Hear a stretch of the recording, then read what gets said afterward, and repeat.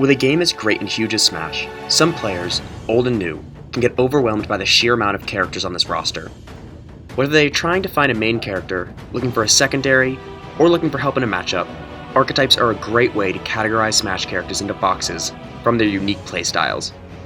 In this video, I will discuss 20 different archetypes for Smash characters, and give examples of which characters fit best into those archetypes and why. Note that almost all characters in Smash do not always fit into one archetype alone, and most of the time are a mix of two or more. But this video will place each character into one archetype category for the sake of simplicity and ease to understand.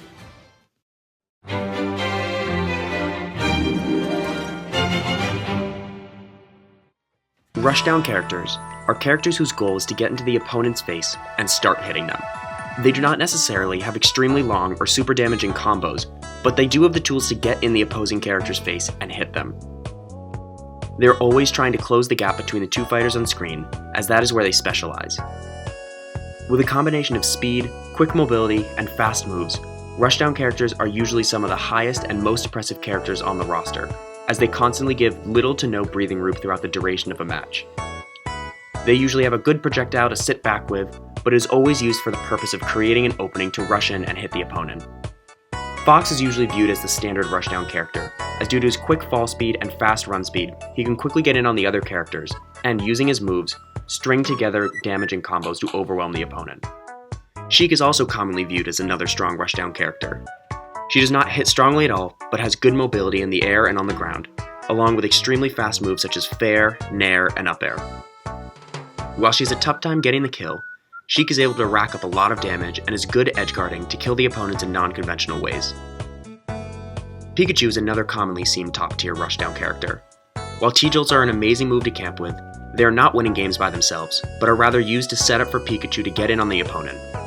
With his speed and quick attack, Pikachu can suddenly go from neutral to an impressive advantage state to set up for nair loop combos or other quick moves. Joker also falls into this category.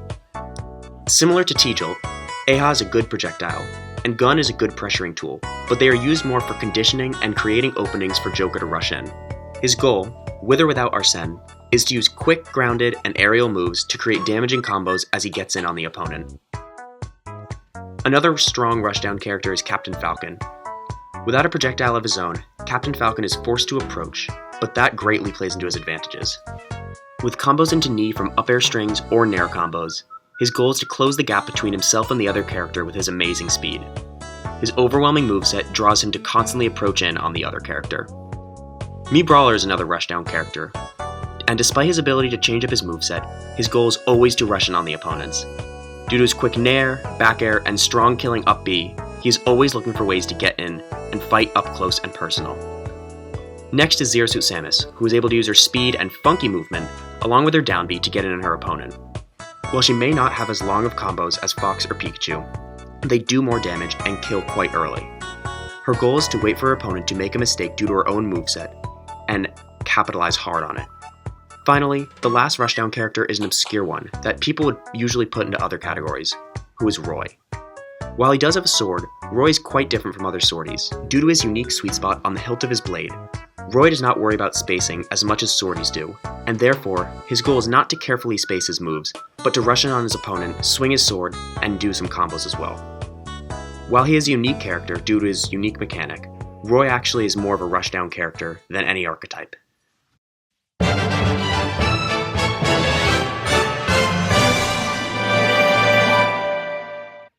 Hit and run characters are those that, due to good movement and better options, like to run in, hit the opponent, and essentially run away to wait for another opening.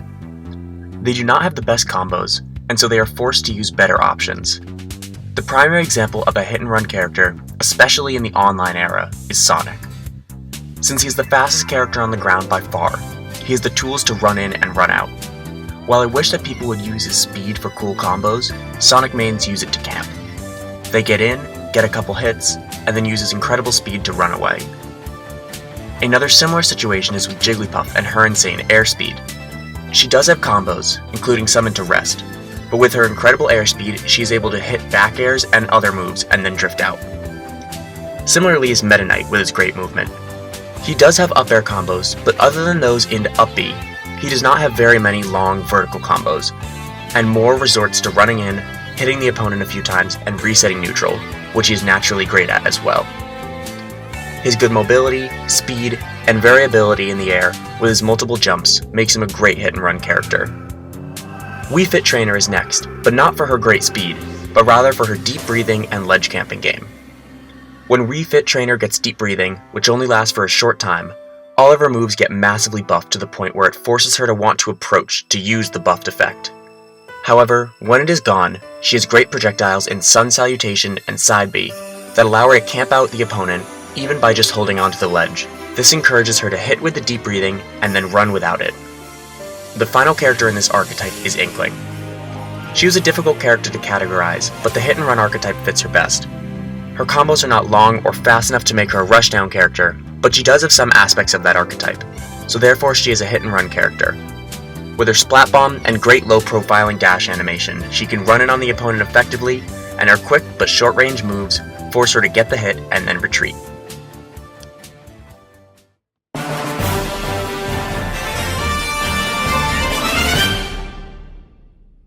This next archetype of characters is one of the most fun yet hardest to compete with, the Heavy. This character is massive in weight, but is usually slow and has moves with long startups, which when they hit hard. Heavies also usually have a command grab of some sort to assist them in their slow gameplay. They can live for a long time and take lots of damage and kill early, but usually have poor recoveries, are combo food, and can actually die pretty easily. The first character in this group is Ganondorf. As one of the heaviest characters in the game, he fits the description of the archetype pretty well.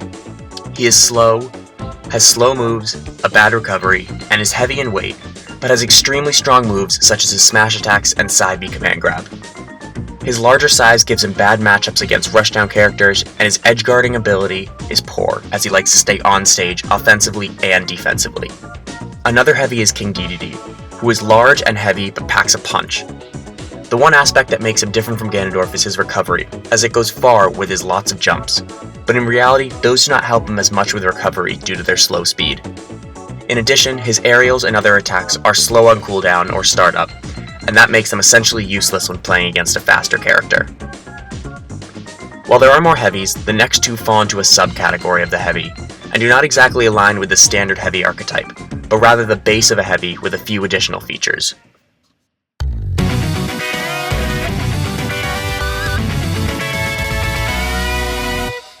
A tank archetype is a subsection of the heavy archetype, which has aspects of a heavy, but instead of their best way to combat being combo food and knocked around being their weight, it's a special mechanic that allows them to absorb damage and win an interaction. The first of these is Bowser with his tough guy mechanic. With this, he's able to tank through many light moves, typically combo starters and jabs, and come out on top. He is still heavy, large, and does not have the greatest recovery, but since he eats up moves instead of getting hit and trying to approach again, he's a tank. The other tank in this game is King K. Rool with his belly armor mechanic. On about half of his moves, he extends his gold belly to absorb some of the damage and all of the knockback, and tank through the hit to hit the opponent instead.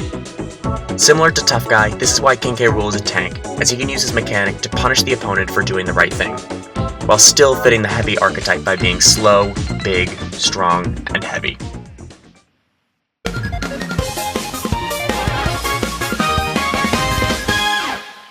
Mix-up characters fall within an archetype that is an offshoot of the Rushdown character.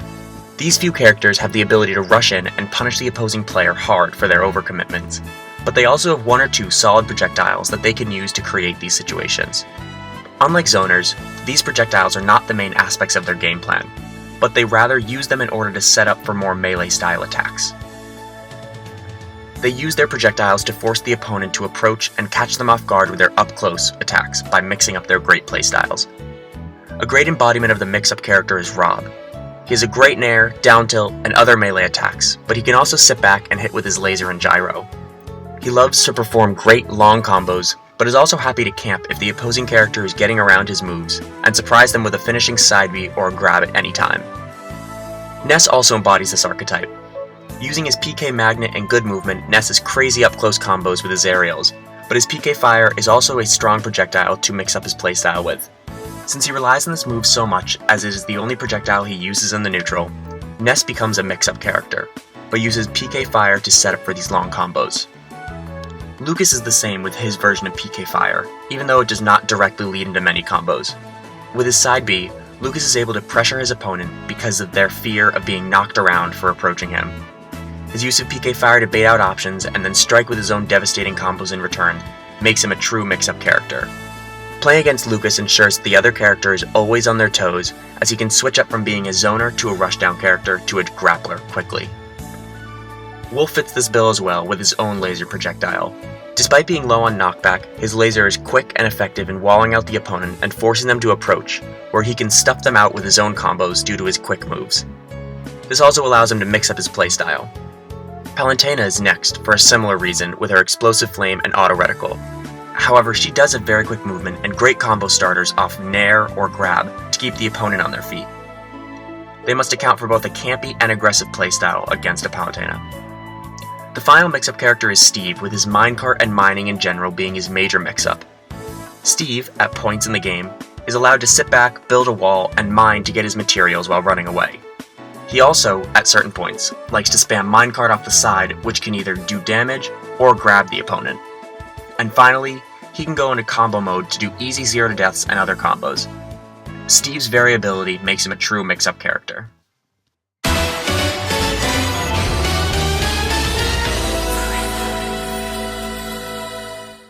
While not usually an archetype seen in many other archetype discussions, the next section will be focused on combo characters. This group is quite a specific group, as its name is a little ambiguous. All characters have the ability to combo, but this group takes that to a whole new level. These characters' gameplays rely on hitting 1 or 2 moves and using that opening to create long and really damaging combos that take characters all around the stage and give well over 50% damage from just one combo. They may not have the best neutral in the world, but their advantage state is extremely strong, even though they can have a hard time finding that one opening. But once they do, it is devastating for the opposition. All she needs is one heel slide, afterburner kick, or even an up tilt to create huge combos that travel all around the stage and kill easily from 60%. In addition, she does not only need these 3 moves to create long combos, as a lot of Bayonetta's moves in her kit can lead into these combos and kill. Unlike a rushdown character who seeks openings and can find it through their faster movement, combo characters do not necessarily have this and seek openings in all parts of the game. Another of these is Falco. Similar to Bayonetta, Falco has long combos using up tilts and down airs to carry the opponent all over the stage until death. Just one single opening can lead to a stock at almost any percent above 60. Furthermore, Peach and Daisy fall into this category. Using float cancels, a Peach or Daisy player will almost give a 0 to 50 or 60% in the first bit of someone's stock. Their combos usually truly shine at lower percents, but can also be used to excel at higher percents in kills too. However, it's just a little less likely. Most of the time, Peach and Daisy players use their float to wait for openings, pressuring with turnips, and punish with long combos accordingly. The last true combo character is Wario, as his use of up tilts, nair, and up airs makes him fall into this category. His ability to use nair and carry opponents across the stage is what puts him here, and even when his game changes and he gets waffed, he still looks for ways to combo into it to kill.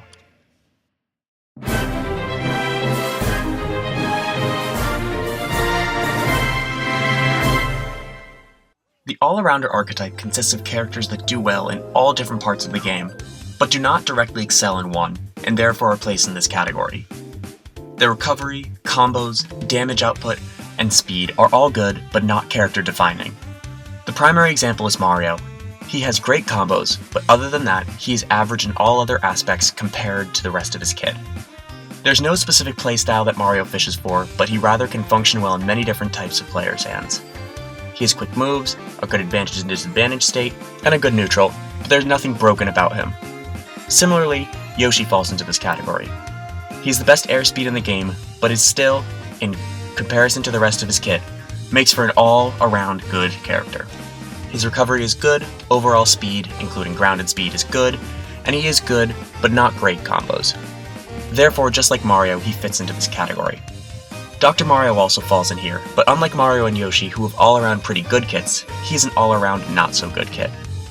Again, since the all-around archetype defines a character whose different parts of their kit are average compared to the other parts of their kit, Dr. Mario is an all-around character too. He is slow, has poor recovery, and has slow moves. He does hit hard, but it is tough to land a hit, and when he does, he barely has any combos. Since he is bad in a lot of aspects, he is an all-around bad character. Kirby fits in as the next character with an all-around kit. Kirby, as one of the characters dedicated for early players to pick up the game with, has a kit that is very forgiving all around. He has multiple jumps, quick moves, and sometimes even long combos. Especially with his ability to take other characters' moves, Kirby is an all-arounder in the sense that he has little of everything in his moveset. The final two characters here are Pit and Dark Pit, usually known as the most basic characters in the game. They have no special gimmicks and solely rely on normals to get damage and combos. Just like the other characters on this list, they are all-arounders. They have a good projectile, good recovery, good combos, and more, but do not have any gimmick factor.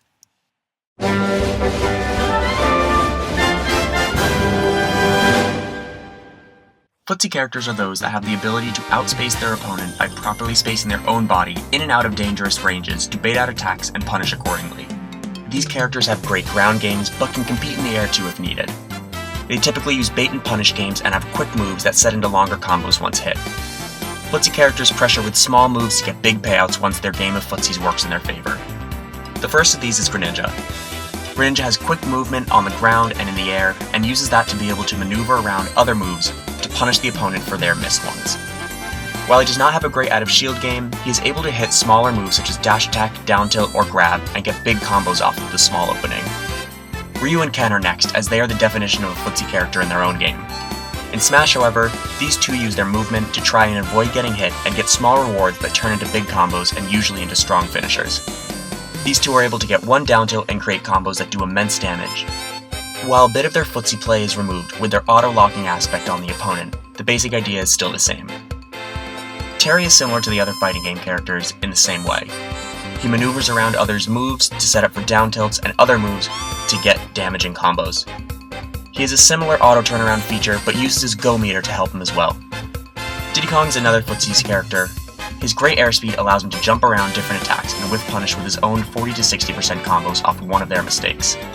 Diddy Kong can also use his banana to pressure the opponent to make them play his game, and whiff punish them for not only missing a move, but also missing out their spacing or positioning. The newest character to the roster, and the final footsie character, is Kazuya, due to his strong emphasis on grounded movement and combos. He is able to maneuver himself around his other characters' hitboxes using his crouch dash and invincible moves, and punish with his own extended and long combos using Electric Wind God Fist or any of the plethora of moves he has.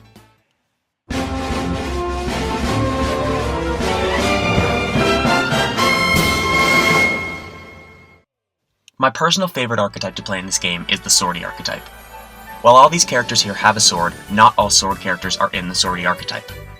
These characters use their sword to gracefully outspace their opponents to get proper hitboxes for more rewards per hit, and to keep themselves safe in the process. They are essentially footsie characters, but instead of spacing their own body around hits, they space their sword to get hits. The most common character in this archetype is Marth and his clone Lucina.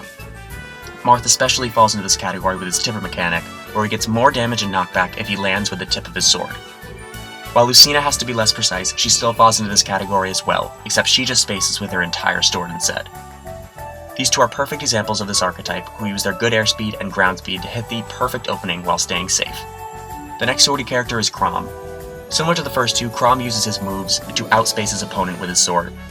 Unlike Roy, Chrom has no different powered hitboxes on his sword, and therefore is quite similar to Lucina, another Swordy. Furthermore, Ike is another Swordy similar to the last ones. Ike sacrifices speed for range in his sword, so while he needs to try less hard to actually space his moves safely, it is harder for him to set up for an opportunity to outspace his opponent with his slow speed. With his strong and fast nair, Ike likes to outspace his opponent to start quick combos. Cloud is another Swordy with his long-range sword. While Cloud is fast and has quick moves, he gets punished hard for misspacing and getting comboed due to his bad recovery, but if he is outspacing his opponents, he can totally outplay them. With his different hitboxes on different parts of his sword, Cloud is rewarded for proper Swordy spacing, but it is a big deficit if he cannot do this. Mii Swordfighter is next in a similar vein to these other Swordy characters. He does also have really good projectiles in neutral and side B, but his normals are all sword attacks, which rely on good spacing and outranging his opponent. Despite people being able to play him campy and like a zoner, in reality, with stabs from his up, down, and forward air, down tilt, to his slashes up in his forward tilt, back air, and nair, he definitely relies on spacing as well.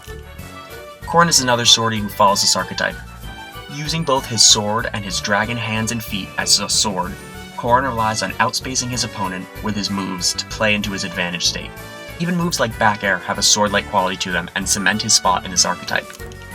The final sortie is Byleth. While he does not have a sword for all moves, the lance and axe have sword-like qualities to them and can be treated as such in this regard. Due to his slow speed, Byleth focuses more on outranging his opponent like a sortie, and being able to outspace opponent to protect himself and make sure that he gets the best hitboxes on his moves is his primary characteristic.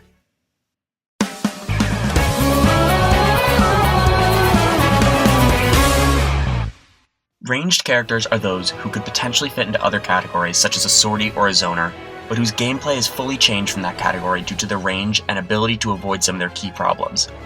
These two characters are essentially zoners without their moves being projectiles, but rather melee weapons.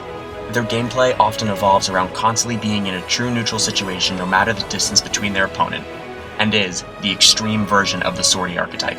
They do have to worry about spacing, but to a lesser extent because they can cover half the stage with one move and focus more on keeping the opponent away from them. The character that fits most obviously into this category is Min Min.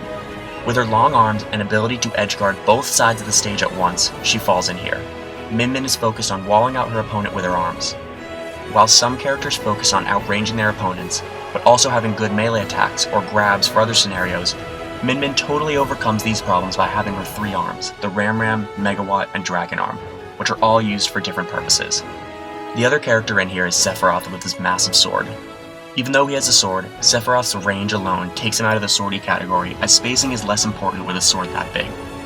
His goal is to not let the opponent touch him, but simply outrange them. If his opponent cannot touch him, he cannot lose.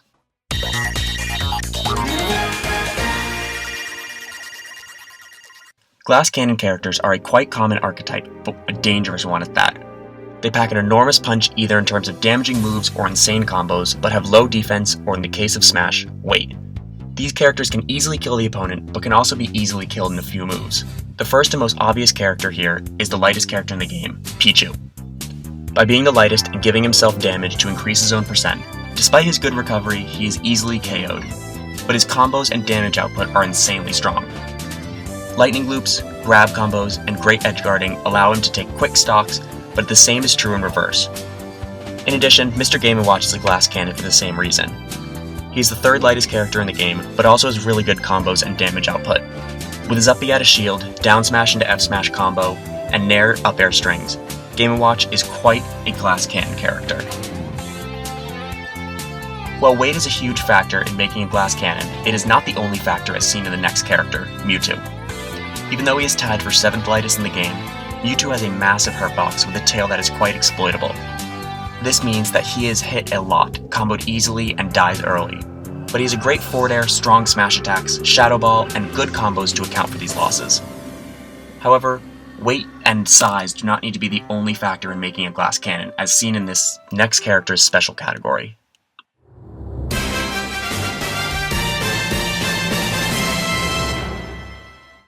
The only true grounder character in the game is Little Mac, which does fall in the glass cannon archetype for another reason. He is light, but his recovery is the reason that he is a glass cannon, and which is what also makes him a grounder type character. Little Mac is very strong, with super armor on his smash attacks and a KO punch, but this is only on the ground. Once Mac reaches the air, he becomes the worst character in the game. While he is one of the best grounded characters in the entire game, he is terrible at recovering and is really edgeguardable.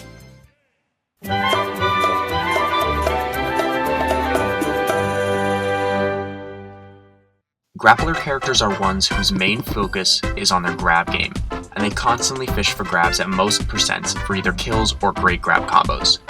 They might have other strong suits, but their game is always centralized around the grab. These characters can have big damage or strong combos off of grab, which stems from most of them having interesting and unique grabs. The strongest grappling character in the game is Luigi. Luigi has a tether grab that may be kind of slow, but is really strong when it connects. He has a 0 to death, tons of combos off of a grab at low percents, combos into down B at higher percents, and his back throw can even kill near the ledge. Therefore, with his long-range grab and excellent combos, it causes Luigi players to fish for grabs, and makes it a central part of his gameplay. The next grappler character is Incineroar.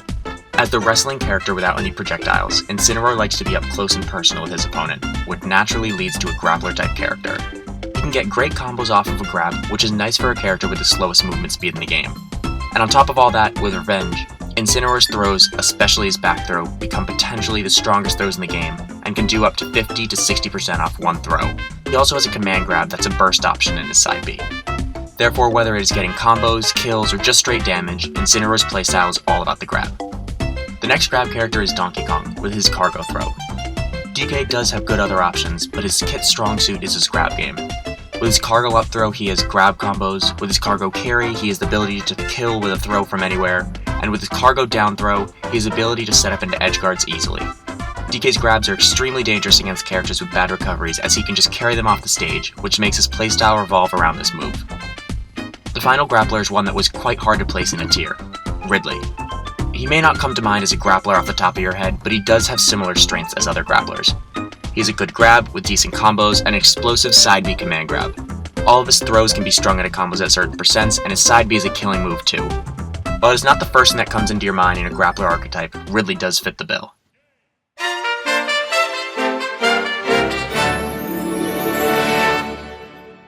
The Zoner archetype is probably the most annoying to fight against. With their ability to use great projectiles as the main aspect of their game, they are able to outspace their opponent and annoy them to force one mistake, which they can use their normals or even more projectiles to kill. A main character of this archetype is Samus, and her clone Dark Samus. With 3 of her 4 specials being good zoning projectiles and her long-range grab, these two can usually outplay other characters and hit them without getting near their hitting zone. They can put up a wall of projectiles, but also have good normals for when the opponent makes a mistake with their projectiles. With proper conditioning of their projectiles and well-placed normals, Samus and Dark Samus make great zoners. Mii Gunner follows in a similar suit with her potential onslaught of projectiles. Even though she is slow on the ground, she can condition with projectiles and, similar to Samus and Dark Samus, bait out bad options and finish the stock with an even stronger projectile or a good normal move. Mega Man is another zoner who has most of his moves being projectiles. He does have smaller projectiles, which usually do not kill like the other 2 previously mentioned characters, but that is where his normal moves come into play. It takes a while to build up lots of damage with Mega Man, but he can throw out more moves and therefore make the projectile onslaught more overwhelming. Banjo and Kazooie are other great zoner characters, and even though they can have a great normal game and only 2 projectiles with their grenade eggs, these 2 can camp effectively, and even though their moves are unintuitive and not that strong, they can finish properly. However, with their 3 jumps and a good invincible side B, they are able to sit back, throw out these moves, and punish with strong normals. Villager is in this archetype too, and is similar to Mega Man with his weaker but quicker projectiles. His slingshot forward air and back air give a great aerial projectile game, and his side B always gives him a good grounded option if needed. The 3 Links are also zoner characters. Link has a good boomerang and remote bomb to pressure his opponents into options and punish with other stronger moves. Young Link has his fast fire arrows and boomerang to bait out options and punish with faster but weaker moves. And finally, Toon Link uses his bomb and boomerang to perform similar actions to the other 2, but with more medium speed and strength in his moves.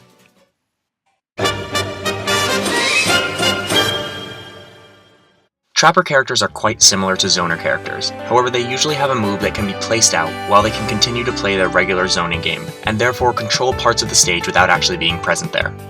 They do still mainly focus on projectiles, but their one trapping move allows them to lock the opponent into certain options due to the everlasting threat of this trapper move. The best example of a trapper is Snake and his C4. Snake is a projectile character who also has good normals, but with his down B he turns into a trapper. He's able to place his C4 on the stage, or opponent, and therefore control this area on the stage without actually being there, making the other player respect his options more. He then has the ability to detonate the explosive at any time, and forces the other player to constantly figure out how to simultaneously avoid Snake, his projectiles, and the placed C4. In a similar vein is Isabelle. While she is similar to Villager, a zoner character, having her Lloyd down B in the ground is very similar to Snake C4, and puts her in the Trapper archetype. Using her great projectiles, Lloyd, and fishing rod, she is able to bait out certain options from the opponent and trap them into doing specific ones, where she can get a big punish. It is not always the actual damage of the Lloyd that is scary, but rather the presence that leads into good traps. Piranha Plant is similar, however his trapping game excels at the ledge and situationally on the stage in general with his poison breath. At the ledge, Plant can put out the breath and position himself to cover many different options without even being there himself, by forcing the opponent to get off the ledge unless they want to take lots of damage fast. He can also use this alongside Patooey to do similar things at the ledge. Zelda is next up with her down B spawning in the night. With this in play, Zelda can force her opponent to commit to an option, which she can hard punish with a properly spaced aerial. While she does have other tools, by charging up the knight, she is essentially forcing the opponent to pick one option and then trapping them to which she can hit them for. Next up is Bowser Jr. with his trapping tool of the Mecha Koopa. Even though this move does not stay in one place, it is used for a different type of trapping game, one where the floor is essentially lava. With a Mecha Koopa on the ground, Bowser Jr. is able to approach and call out jumps due to the threat of the walking hitbox. With this move, he can counter other players' defensive options such as shield with a grab or jump with an aerial. Duck Hunt is another typical trapper with his can and clay pigeon, and even his gunman at times. Specifically with his can, Duck Hunt is able to chase down opponents and be in their face without even being near them, like a zoner, but he can also leave it on the ground to surprise them with a trap when they get close. As stated before, he can do a similar thing with his other projectiles to gain stage control as a zoner as well. The next two do not go by textbook definitions, which are Simon and his Echo Fighter Richter. These two, similar to Piranha Plant, trap at the ledge with their projectiles. They could be considered zoners, however, since they are able to throw multiple different projectiles and have them all be out at once, pressuring the opponent, they are able to trap characters in their recovery and ledge options. They can be considered trapper characters. They can use their axe, cross, and holy water to trap the opponent and force them to pick an option to which they can punish. Finally, the last trapper is Pac-Man. Even though it does not have a hitbox while on the ground, the fire hydrant does a lot of work for him in the trapping game. This move essentially splits the stage into two different sections, as it either forces the two characters to play close together, or it forces the other player to approach and get around the hydrant, which Pac-Man can cover. This means that Pac-Man traps them in different areas on the stage just with the hydrant's pressure, and can punish accordingly like a true trapper.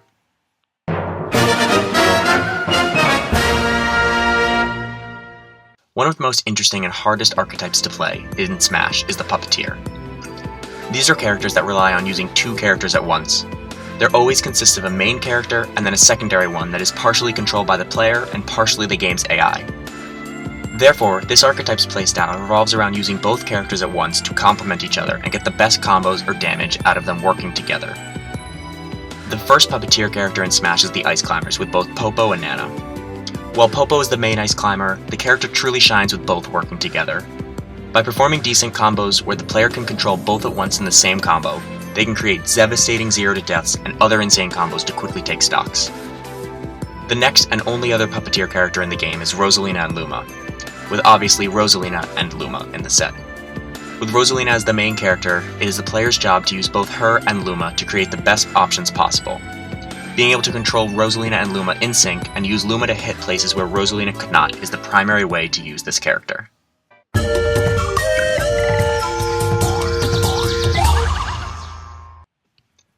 The most unique archetype in Smash Ultimate, and in all of fighting games for that matter, is the Gimmick character. These characters are ones that rely on a mechanic that is unique to them and outside the typical rules and regulations of the match and the game of Smash.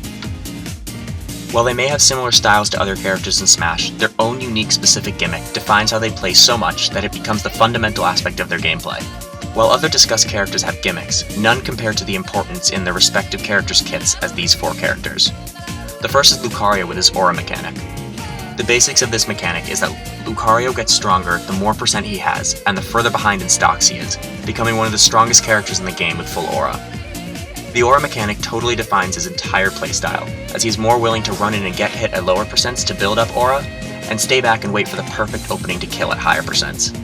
His mechanic defines his playstyle more than the moves he has. Another gimmick character is Olimar, with his gimmick being his use of Pikmin.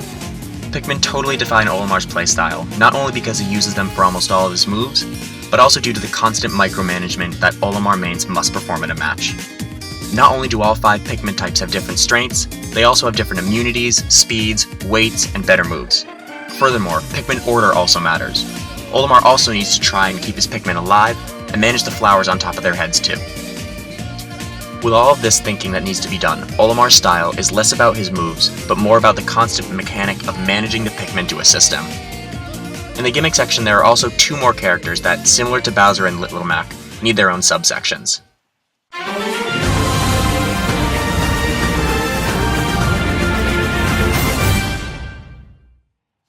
The resource-based gimmick character in Smash is Robin.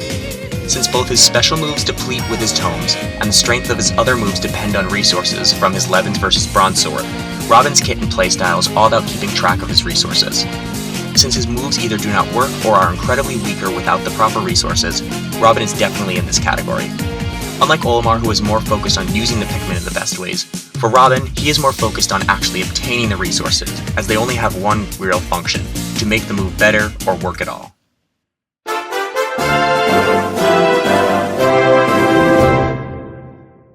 The main enhancer character is Hero. While his RNG and menu selection are not necessarily a gimmick on their own, as they are simply a way to select moves, the fact of what those moves are is a gimmick. With Psych Up, Oomph, and Accelerotl to name a few, Hero is able to enhance his own abilities in the fight for better speed, damage, knockback, or even better defensive stats such as a better recovery, invincibility, and even projectile immunity. Hero's game plan revolves around trying to power up as much as possible and then using those power-ups to create a better kit and moves overall for himself.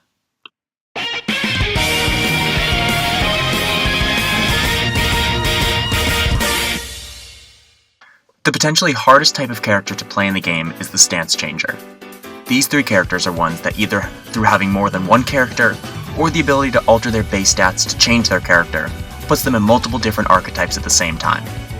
The first character is Shulk, whose Monado arts transform him into many different types of characters.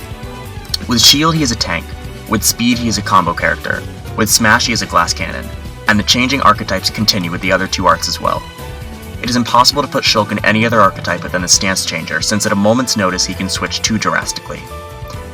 Another Stance Changer is the Pokemon Trainer, with all of Squirtle, Ivysaur, and Charizard fulfilling different roles. Squirtle is a combo character who's focused on getting low percent combos. Ivysaur is an all-arounder character who has a strong projectile, but also a good neutral, advantage, and disadvantage, but does not truly excel in one part. And Charizard is a typical heavy with his weight and power. Similar to Shulk, it is impossible to categorize Pokemon Trainer in any group except for the Stance Changer due to their ability to completely change their playstyle at any moment. The final character in this archetype is Pyra and Mythra.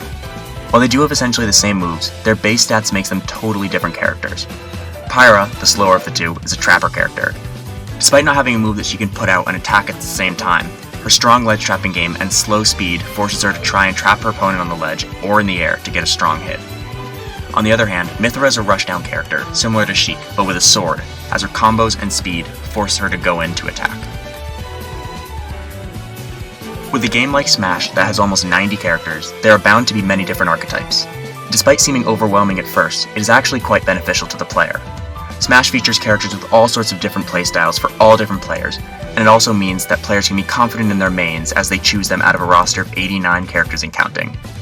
Overall, I hope this video helped you get a better understanding of the different characters in Smash and the different playstyles they fit into. Whether you're new to the game and are looking for a main character, or are trying to understand the best way to play your character, looking at archetypes helps with developing your own character's skills and other matchups. Make sure to like, comment, and subscribe below, and I'll see you next time.